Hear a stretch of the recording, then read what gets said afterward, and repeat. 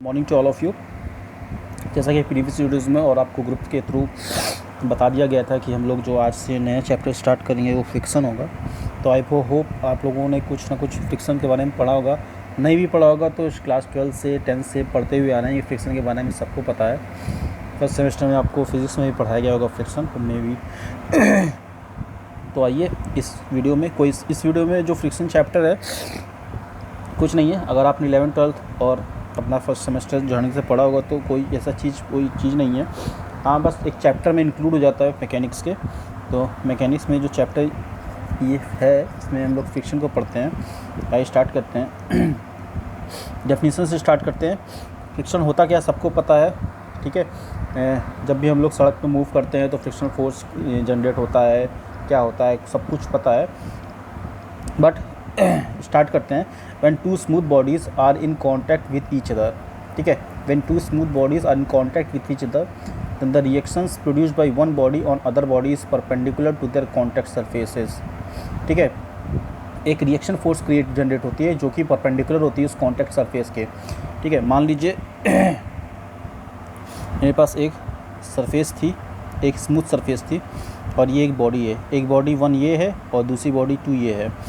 जब भी इनके बीच में एक एक्सटर्नल फोर्स या कुछ भी जनरेट होगा तो उसके कारण एक फ्रिक्शन क्रिएट होगा और वो फ्रिक्शन को ही हम लोग फ्रिक्शन फोर्स बोलेंगे। बट होता क्या है ये जो कॉन्टैक्ट सरफेस है जहाँ पे बॉडी 1 और बॉडी 2 का कॉन्टैक्ट हो रहा है वहाँ से एक परपेंडिकुलर रिएक्शन फोर्स जनरेट होता है, ठीक है, which is perpendicular to their contact surfaces. Contact surface के परपेंडिकुलर एक रिएक्शन फोर्स जनरेट होता है। But it is impossible for a body to completely smooth.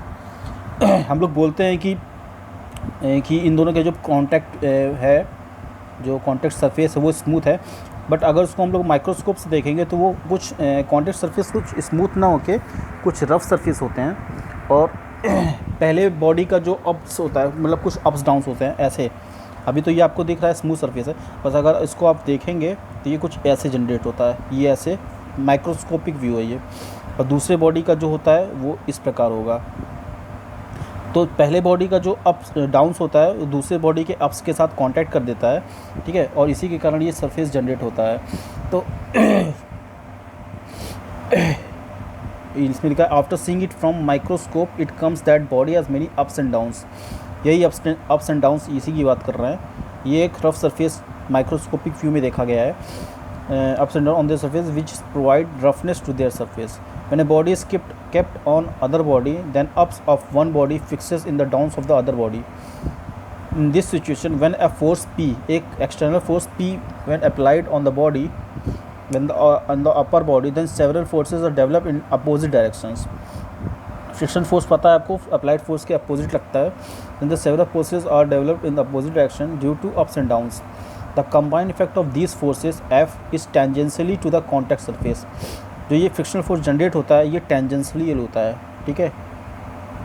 ये इस कॉन्टैक्ट सरफेस के टेंजेंटली एक फ्रिक्शनल फोर्स जनरेट होता है, उसी को हम लोग फ्रिक्शनल फोर्स F दिखाते हैं when a body have external force P, ठीक है, and contact surface but in opposite direction. External force के अपोजिट ही डायरेक्शन में फ्रिक्शनल फोर्स जनरेट होता है। And this tangential force opposite the parallel forces P। This resistive force is called frictional forces. तो frictional force एक तरह से resistive force है, resist करता है। बॉडी मूव कर रही है तो उसको रोकने की उसको अगर बॉडी को मूव कर रही हो तो उस मूवमेंट को रोकने की कोशिश करता है। तो एक तरह से रेजिस्टेंस फोर्स है, ठीक है। अब देखते हैं दूसरा types of frictions.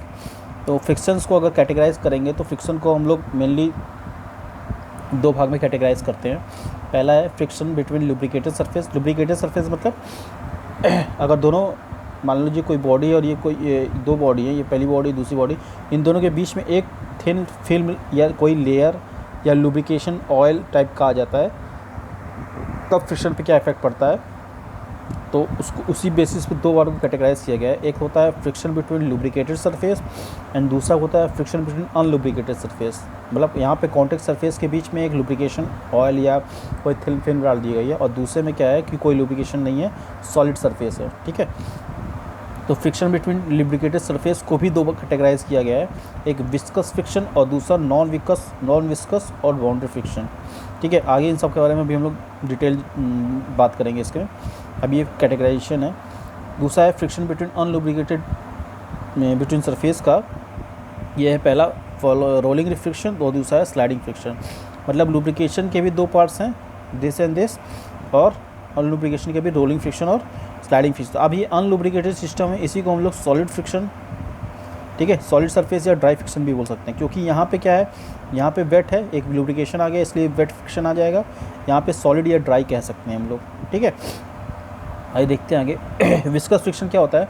When a thick layer, एक मोटी लेयर और फिल्म ऑफ एनी लुब्रिकेंट और oils developed between two surfaces, then there is no contact between the surfaces. जब किसी दो बॉडी के बीच में कोई लुब्रिकेंट आ जाता है, then there is no contact between the surfaces, so value of friction forces is reduce. उस कारण मान लीजिए कि आपकी सड़क है, सड़क पे चल रहे हो, नॉर्मली चल रहे हो तो आप अच्छे से चल लोगे, बट वहीं पे अगर ऑयल, ग्रीस या कुछ भी गिर गया है और उसमें चलने की कोशिश करोगे, आप स्लिप करोगे, क्योंकि वहाँ पे फ्रिक्शन फोर्स मेरा रिड्यूस हो गया है, कम हो गया है, टेंड्स टू 0 हो गया है। Then friction produce in this situation is called viscous friction. Viscous friction क्या है कि जब कोई दो बॉडीज़ के बीच, सरफेस के बीच में, कॉन्टैक्ट सरफेस पे कोई फिल्म या ऑयल आ जाता है, तो उसके कारण फ्रिक्शन फोर्स या फ्रिक्शन जो जनरेट होती है उसमें वो 0 हो जाती है या रिड्यूस हो जाती है, जिसके कारण आदमी स्मूथली मूव नहीं कर सकता, स्लिप होने लगता है, ठीक है। दूसरा है नॉन बॉडी और boundary friction. When a thin layer, अब यहाँ पे, वहाँ पे थिक लेयर था, यहाँ पे थिन लेयर है। व्हेन अ थिन लेयर और film of any lubricant or soil developed between two surfaces, and this lubricant oil is absorbed by surfaces, then this friction produced between surfaces is called non-viscous or boundary friction, ठीक है। अगर thin layer होगी तो हो सकता है कि जो कॉन्टैक्ट सरफेस में जो थिन लेयर है उसके कारण कुछ वो जो क्या कहते हैं, जो लेयर थी वो धीमे धीमे एब्जॉर्ब हो गई कॉन्टैक्ट सरफेसेस में, मतलब बॉडी उसको एब्जॉर्ब कर ली, क्योंकि थिन लेयर थी। थिन लेयर लगातार चलते जाओगे तो एक समय ऐसा आएगा कि वो लेयर गायब हो जाएगी या एब्जॉर्ब हो जाएगी या कहीं भी हो जाएगी, फिर फ्रिक्शन फोर्स लगने लगेगा। तो वही लिखा है इसमें, व्हेन अ थिन लेयर और फिल्म ऑफ एनी लुब्रिकेंट और oil is developed between to surface, कोई थिन लेयर है किसी दो सरफेस के बीच में डेवलप हुई है, and this lubricant oil is absorb by surfaces, और उनके बॉडी के जो सरफेसेस हैं वो थिन लेयर को एब्जॉर्ब कर लेते हैं, then friction produce between surfaces, उसके कारण जो फ्रिक्शन डेवलप होता है उसे नॉन विस्कस और बाउंड्री फ्रिक्शन बोलते हैं। The value of frictional force is reduced to some extent due to lubricant और ऑयल। मतलब फ्रिक्शनल फोर्स जो ओरिजिनल वैल्यू जनरेट हो रही थी, जो जिसमें बिना कोई लुब्रिकेंट के, उससे इसकी वैल्यू कम आएगी, ठीक है, क्योंकि यहाँ पे लेयर आ गई, एक थिन लेयर आ गई, लेकिन उसका इफेक्ट तो फ्रिक्शन फोर्स पे पड़ेगा ही पड़ेगा। तो विदाउट लुब्रिकेंट ऑयल जो फ्रिक्शन जनरेट होगी और विद लुब्रिकेंट जो फ्रिक्शन जनरेट होगी, उन दोनों के बीच में अंतर आएगा। भले ही यहाँ पे आपको फ्रिक्शन वो थिन लेयर एब्जॉर्ब हो जा रही है, बट अंतर आएगा, फ्रिक्शन फोर्स तो कम ही होगी उसके कंपैरिजन में, ठीक है। नेक्स्ट हम लोग का उसी का दूसरा था अनलुब्रिकेटेड सिस्टम में rolling friction. When a body rolls on any surfaces, then friction produce in this condition is called rolling friction. When a two body, जैसे बॉल बेयरिंग होती है, ठीक है, बॉल बेयरिंग कुछ इस प्रकार की होती है, आप लोग देखे होंगे, इस प्रकार की बेयरिंग होती है, उसके अंदर बॉल्स रहते हैं, ठीक है। When a body rolls on any surfaces, then friction produced in this condition is called rolling friction, ठीक है। यहाँ पे rolling friction एग्जाम्पल में आ गया ball and roller bearing, skating, ये हो गया। नेक्स्ट है इसका sliding friction. When a body slides on any surface, then friction is called then friction produced in this condition is called sliding friction। तो body slide करती है, मान लीजिए ये इंक्लाइन सरफेस है, यहाँ पे बॉडी है, ये बॉडी स्लाइड कर रही है, ठीक है, ये स्लाइड करी तो इसके अपोजिट फ्रिक्शन फोर्स जनरेट होगा, और इसी फ्रिक्शन फोर्स को हम लोग बोलेंगे स्लाइडिंग फ्रिक्शन, ठीक है। ये सब कंडीशंस हैं, ये सब इक्वेशंस हैं, और हो सकता है कि आपके ऑब्जेक्टिव क्वेश्चन में पूछ भी दिया जा सकता है कि स्लाइडिंग फ्रिक्शन में 4 ऑप्शन दे देगा कौन से होते हैं, या रोलिंग फ्रिक्शन के एग्जांपल्स दे देगा कि 4 एग्जांपल्स दे दिया, इसमें आपसे कंडीशन पूछेगा इनमें से कौन सा रोलिंग फ्रिक्शन का है, बॉल बेयरिंग, स्केटिंग, ठीक है, वॉकिंग, मैसेजिंग। तो इसमें बोल दिया कि आपका रोलिंग फ्रिक्शन का कौन सा एग्जाम्पल है, तो आपको पता रहना चाहिए कि रोलिंग फ्रिक्शन में तो बॉडी रोल होती है, और रोल कहाँ पे हो रहा है, बॉल बेयरिंग में हो रहा है, स्केटिंग में हो रहा है, तो रोलिंग फ्रिक्शन के एग्जांपल हो जाएंगे। यहाँ पे बॉडी स्लाइड कर रही है, तो हम लोग वॉक करते हैं तो अपने बेयर फुट को चलते हैं तो वो स्लाइड होता है, ठीक है, तो वो स्लाइडिंग मसाजिंग मतलब फेस मसाज जो भी होता है आपका, वो भी एक तरह से स्लाइडिंग ही फ्रिक्शन होता है, ठीक है। तो जहाँ पे भी स्लाइड आ जाता है, स्लाइड मतलब घसीटना, ठीक है, जहाँ भी घसीटना आ जाता है वहाँ पे स्लाइडिंग फ्रिक्शन होता है, और जहाँ पे रोल ओवर होता है वो आपका रोलिंग फ्रिक्शन में कैलकुलेट होता है, ठीक। नेक्स्ट हम लोग का कुछ लिमिटिंग फ्रिक्शंस के बारे में लोग पढ़ लेते हैं। लिमिटिंग फ्रिक्शंस क्या होता है, एक लिमिट होता है। मान लीजिए मेरे पास कोई बॉडी थी, जिसे हम लोग बॉडी 1 से रिप्रेजेंट करेंगे, ये बॉडी 1 है और एक कॉन्टैक्ट सरफेस बॉडी 2 है, ठीक है। इसमें क्या होगा, let a body is placed on a rough plane, ये जो मेरा सरफेस है वो रफ प्लेन है, ठीक है। एंड ये पी फोर्स जो है, P external force is applied on the body, for this a frictional force is generated opposite to the direction of the external force, ठीक है। और यहाँ पे एक रिएक्शन फोर्स जनरेट हो रहा है, और ये जो W है, ये W equals to mg body का वेट है, ये रिएक्शन फोर्स है, ठीक है। ये फ्रिक्शनल फोर्स है Ff फ्रिक्शनल फोर्स, ये एक्सटर्नल फोर्स है, ठीक है। तो इसमें क्या क्या जनरेट हो रहा है, एक तो बॉडी वर्टिकली डाउनलोड, बॉडी का जो वेट लग रहा है वो वर्टिकली डाउनलोड लग रहा है, दूसरा रिएक्शन फोर्स वर्टिकली अपवर्ड लग रहा है, तीसरा एक एक्सटर्नल फोर्स है जो कि हॉरिजॉन्टली लग रहा है, ठीक है। यहाँ पे दो कंडीशंस बन के आएगी, अगर P की वैल्यू लेस देन F रही, the body will not tends to move, ठीक है। Body will not move, body move ही नहीं करेगी, no movement, sorry body no move. अगर P की वैल्यू, अब अगर फ्रिक्शन की वैल्यू ज़्यादा है, फ्रिक्शन की वैल्यू ज़्यादा है मतलब बॉडी मूव ही नहीं करेगी। अब यही अगर फ्रिक्शन की ये P की वैल्यू ज़्यादा रहती, मान लीजिए P की वैल्यू ज़्यादा रहती और फ्रिक्शन की वैल्यू कम रहती, तो बॉडी मूव करती, क्योंकि एक्सटर्नल फोर्स में ज़्यादा लगा रहे हैं और फ्रिक्शनल फोर्स लेस जनरेट हो रहा है, तो यहाँ पे बॉडी मूवमेंट स्टार्ट हो जाता है। तो ये लिमिटिंग फ्रिक्शन से कंडीशंस हैं, इसको लिखना चाहो तो लिख सकते हो, लिख लो। ये दो कंडीशंस हैं, ये दो कंडीशंस जनरेट होंगी लिमिटिंग फ्रिक्शन में, तो लिख लो इसमें क्या होगा।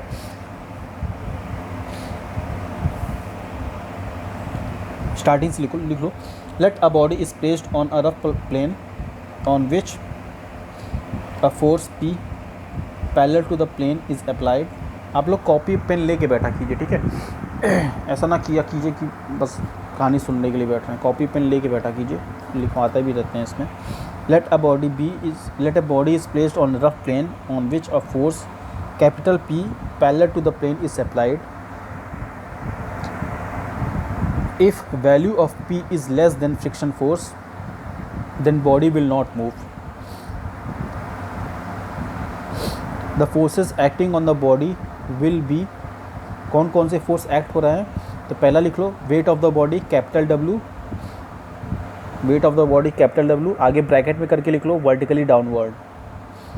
नेक्स्ट सेकंड लिख लो reacting force capital R, bracket में लिखो vertically upward.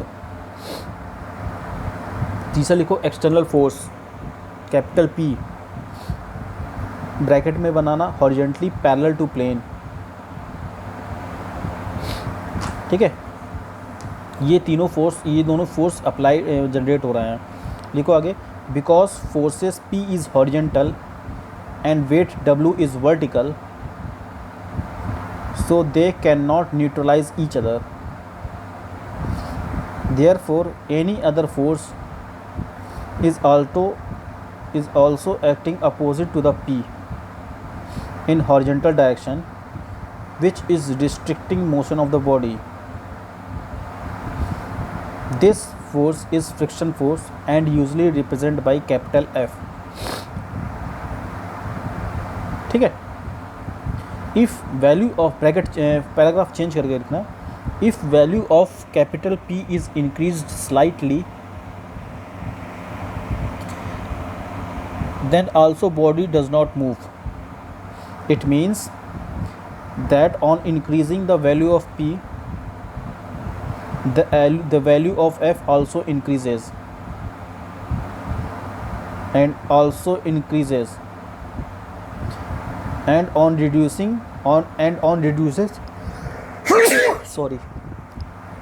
reduces it reduces। एक बार लिख लो फिर से, if value of P is increased slightly, then also body does not move, full stop। It means that on increasing the value of P, the value of F also increases, and on reduces it reduces। ठीक है, यहाँ तक लिख लिया आप लोग। Because on reducing P body does not move in opposite direction. ठीक है, आगे लिखिए, it is clear that friction force is developed in such a quantity to neutralize the effect of external applied forces, neither less nor more. Therefore, we can say that friction force is self-adjusting force.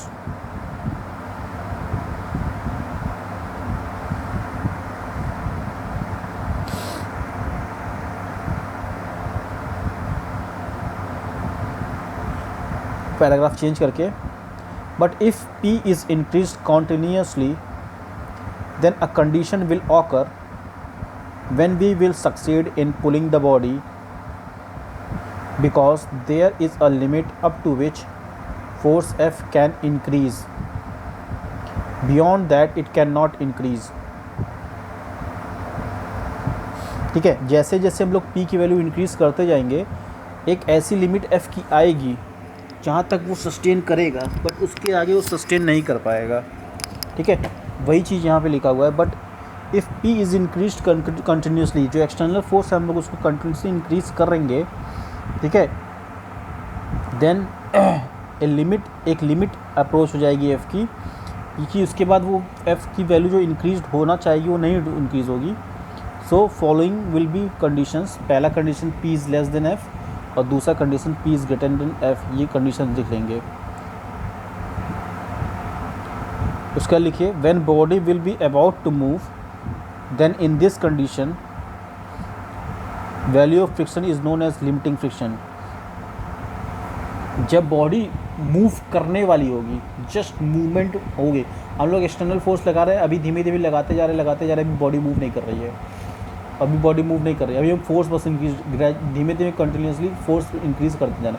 But एक ऐसी condition आएगी body just increase, मतलब body just slide करना start करेगी, तो उस point पे, उस कंडीशन को ही हम लोग लिमिटिंग फ्रिक्शन बोलते हैं, कि एक लिमिट है, बॉडी वैल्यू P की वैल्यू बढ़ाने की एक लिमिट होती है, उस लिमिट के बाद बॉडी जस्ट स्टार्ट कर देती है, रोल ऑन मूव या मूवमेंट स्टार्ट कर देती है। ठीक है, when a body will be about to move, then in this condition value of friction is known as limiting friction. Full stop. Limiting friction is the maximum value of friction. Limiting friction को ही हम लोग maximum value of the friction बोलते हैं, which can work on body. The friction is also present during motion of the body, which produces retardation in the motion. This friction is known as dynamic friction, whose value is less than limiting friction. Limiting friction एक maximum friction है, ठीक है, maximum friction की value, ठीक है, friction force की maximum value क्या होती है, वो लिमिटिंग फ्रिक्शन कहलाती है। एक होता है स्टैटिक फ्रिक्शन, एक होता है डायनेमिक फ्रिक्शन, और एक होता है लिमिटिंग फ्रिक्शन। तो लिमिटिंग फ्रिक्शन के बारे में हम लोग पढ़ लिए हैं, स्टैटिक फ्रिक्शन क्या होता है और डायनेमिक फ्रिक्शन क्या होता है, ये हम लोग नेक्स्ट क्लास में पढ़ेंगे, क्योंकि क्लासेस फ्रिक्शन को अगर हम लोग पढ़ना चाहें तो 2 दिन के अंदर भी कंप्लीट हो सकता है, बट मैं ना जल्दी नहीं करना चाहूँगा। मे भी आप लोग पढ़े हों, बट मेरे जो रिस्पॉन्सिबिलिटी है आपको अच्छे से पढ़ाना है, तो मैं फ्रिक्शन को कम से कम 2-3 दिन लूँगा पढ़ाने के लिए। भले ही आप लोग पढ़े हुए हों, भले ही आप लोग न्यूमेरिकल लगाए हुए हैं, बट अगर मैकेनिक्स से सिलेबस में है तो उसको भी पढ़ना पड़ेगा। ठीक है, तो आज के इस लेक्चर में इतना ही रखते हैं। नेक्स्ट लेक्चर में हम लोग static, dynamic and limiting friction के बारे में पढ़ेंगे, और उसके जानेंगे कि कौन कौन से लॉज होते हैं फ्रिक्शंस के, एंगल ऑफ फ्रिक्शन क्या होते हैं। ठीक है, इन सब चीज़ों के बारे में जानेंगे, लेकिन एक एक करके। अभी क्या होगा, अगर हम लंबा वीडियो बना दिए फिर हो सकता है आप लोग देखो ही मत, ठीक है, तो वो बेकार है करना, क्योंकि पता है कि रिकॉर्डेड वीडियो ही भेजा जा रहा है। लाइव क्लास में आपका जो डाउट सेशन है वो लिया जा रहा है, बीच बीच में लाइव क्लास भी ले लेते हैं, तो सबको पता है क्या हो रहा है क्या नहीं हो रहा है, लेकिन ठीक है, अपना एक टाइम लिमिट भी होता है। ठीक है, आज की वीडियो में इतना ही रखते हैं। नेक्स्ट वीडियो में लोग कुछ और चीज़ें बातें करेंगे। तब तक के लिए गुड बाय।